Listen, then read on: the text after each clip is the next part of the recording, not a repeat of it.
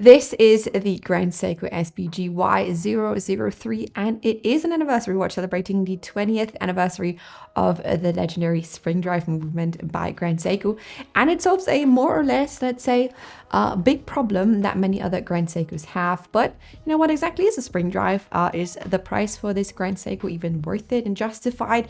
And are the rumors true that a Grand Seiko is better but cheaper than a Rolex? And how does it wear on different wrist sizes? I will answer these questions and everything else you need to know if you're interested in this watch, in this review. And afterwards, I will also fill you in what I like and dislike about this watch. So in short, after watching this video, you will know everything you need to know if you're thinking about buying this one. So let's get started. Right, and we're going to start out with the hard facts, such as, you know, the case and its dimensions. And we should first clarify the most important characteristics of the watch and which wrist it fits. So this is a Zaratsu polished steel case in a 38.5 millimeter diameter with a lug to lug of incredible 43.7 and height of 10.2 millimeter with a lug width of 90 millimeter.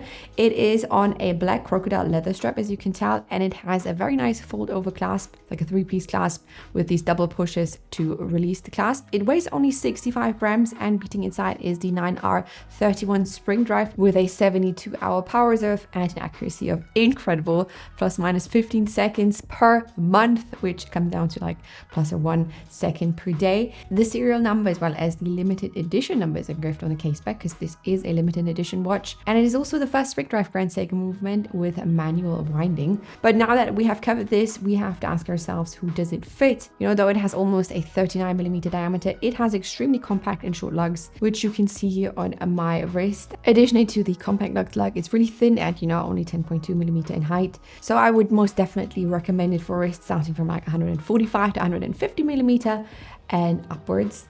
And since this is, as I've mentioned before, a steel case that is also fully polished, it, you know, is rather scratch resistant in terms of that you can just, you know, polish out smaller scratches yourself. So this makes it overall a very great watch for, you know, like a dress watch for daily wear. Just keep in mind that this is still a leather strap, so swimming is not advised with this one. I'm sure with lots of Grand Seikos, it is always coming down to the question, what is so special about the spring drive movement? So I want to talk about this one real quick. So many have heard about, you know, the special features of spring drive movements, but, you know, very few know exactly what lies behind them. The spring drive 9R31 from the 9R series is installed in this Grand Seiko. You know, Grand Seiko has a total of 3 spring drive lines. The 9R series is built a bit differently from the other spring drive models, so this is a very special one. You've got a double barrel, so you've got 2 mainsprings in parallel in one barrel with a very handy power reserve indicator on the back. Spring drive in this SBG Y003 has a spring-driven movement that works without batteries or other, you know, external power sources. The only power source is a main spring that drives a series of gears. So you've got a rotor that is connected at the end of these gears, which generates a small electric charge that activates an electronic circuit and a quartz oscillator, which means this watch has no battery. It is purely mechanically driven.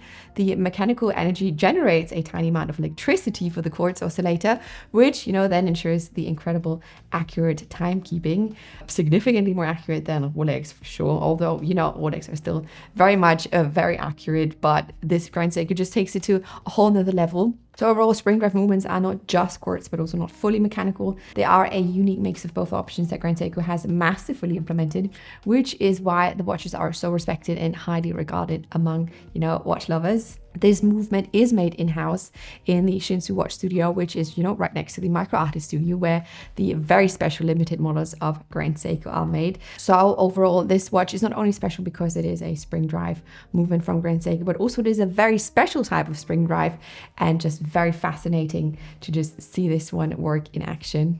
Okay, let's move on to the next point. This watch is limited and therefore no longer available. You know, new. All 700 watches have already been sold. On the market, you usually pay over like 10,000 for it. But is this price worth for this watch or not? Well, let's see at the hard facts. The hands and indices on this one are in 14K white gold. As I said, it is a limited edition full steel watch to 700 pieces that were sold worldwide. It has blue seconds hand. It used to sell for, I only know the German retail price, which was 8,200 euro, and only very few are traded online at the moment. So I would say it is worth it if you are looking for, you know, a very compact design dress watch that can also withstand some wear, because of the steel case for everyday use. The movements here are, absolutely unique, and you won't find them anywhere else, only at Grand Seiko. The Grand Seiko finishing is really next level, and even Rolex can match that for sure. All in all, this is a watch for collectors and Grand Seiko fans. With this watch, you show that you're, really deep into the hobby. Definitely not for people looking for,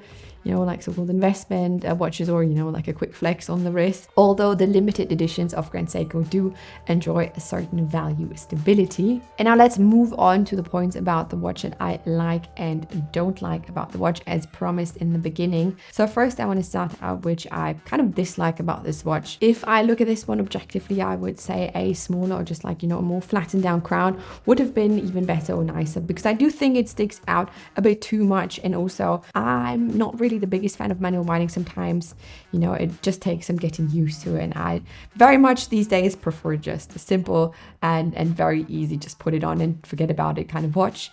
But, let's get back to the things that I really like about this one. Well, obviously, I am a big fan of minimalist designs, and this is just clean and simple, and I don't think it will ever look outdated. It also fits surprisingly good for Grand Seiko on smaller wrists due to, the compact case design. You've got the shortened, the very quickly curving downward lugs, and I really like that this is a Grand Seiko that I absolutely would feel comfortable wearing with my smaller wrists. And here we have it. Those were the 3 points you must consider before buying a Grand Seiko SBGY 003.